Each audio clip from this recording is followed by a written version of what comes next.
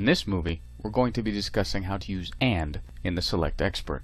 We're going to continue to use the report from the prior movie. Go ahead and choose the Select Expert. Notice our revenue transaction date now claims as a formula from before. We're going to go ahead and show this formula. This time we're going to change it up a little bit. We're going to delete, and in this case we're going to use is one of. And we're going to go ahead and choose from the drop-down box Charlotte, Chicago, Louisiana, and Northern California. Now if I go to my formula editor, it all of a sudden refreshes this so I can see all my choices. From here I'm going to put AND at the end of it. I'm going to add a few more conditions. I'm going to choose revenue amounts greater than 100 and the division must be West.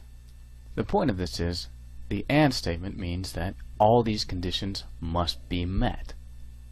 Go ahead and click your Save and Close button. Then I press OK. From here I'm going to refresh my data. Now from here I have Northern California, and that's it. If I go to the end of the report, all I have is Northern California.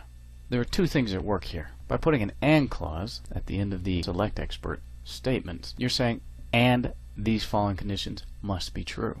In this case, the only data that met the condition was for Northern California because the revenue amounts are greater than 100, the division was West, and it was also included in our list to look for to begin with. The longer your select statement is, the more ands that you put in, the more filtered and tight and difficult it is to pull more data. It's not so much difficult as per se as it puts a lot of barriers in place. If one of these conditions is out of place, like for example the division wasn't West or the office name wasn't in that original list of offices we chose from, it wouldn't show up on the report at all. For example, if we go back to our Select Expert, go back to our Show Formula, you can also edit it straight in here without going in it to this, and I say take off West and just leave the two conditions and press OK. Let's go ahead and refresh our data.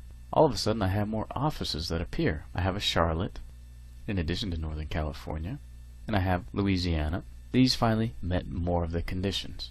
Remember, we're filtering the data for the entire report. The more conditions and filters and clauses you use, the more concentrated and focused your return set will be.